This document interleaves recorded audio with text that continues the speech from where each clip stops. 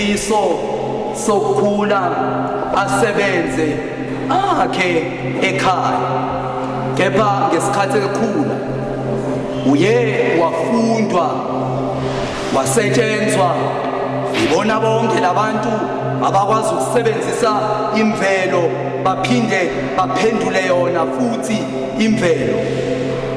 Walala owesifazane wavuka esemomele owesilisa, walala kanjalo nowesilisa wavuka esemomele owesifazane.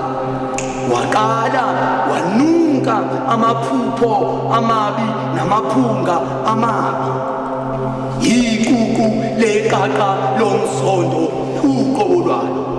Isitumbu esesineminyaka engamashumi salala phezu kwentaba, kuthiwa kasidliwa nayizintuthwane nazo ziyakhala ingenxa yokubaba kwazo.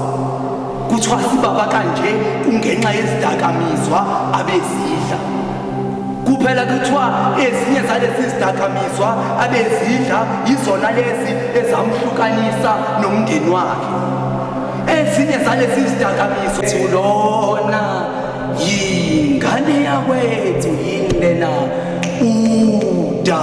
udadewethu, umkhonto engikwaziwe ngawo owethemba. Ngazikizwa nasentanyeni ngonembeza, kwasika neziziba zamanga, kwasala umlotha obhalwe amagama nelikadadewethu imnandi. Kuke kwaba nodweshu, ukudweshulana, ukudazulwa nokudwengulwa. Kwaba nesixakaxaka, isiphithiphithi, ukuphithizela nasezinkundleni zokwexhumana. Abafana yini laba abalokhu bezikela amahawu noma ekababa yini lenkomo? Bayangena bayaphuma esibayeni sakababa namahlinzo esimilo salenkomo.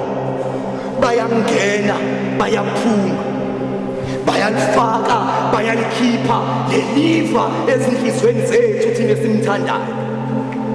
Bayangena bayaphuma kulesi siziba esikamamenzela umfula ungashi.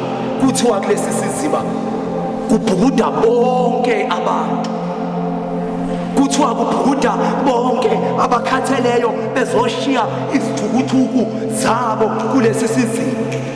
Kubhukuda bonke abasebenzayo bezokhipha imiholo yabo bashiye kulesi siziba. Kubhukuda ngisho bashadile bezoshiya izinkinga zemizi yabo kulesi siziba.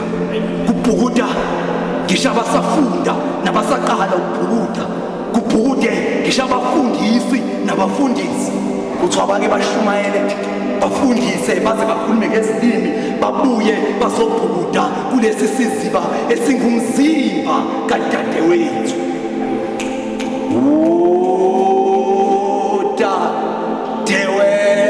Udadewethu lona, udadewethu lona yingane yakwethu yilena.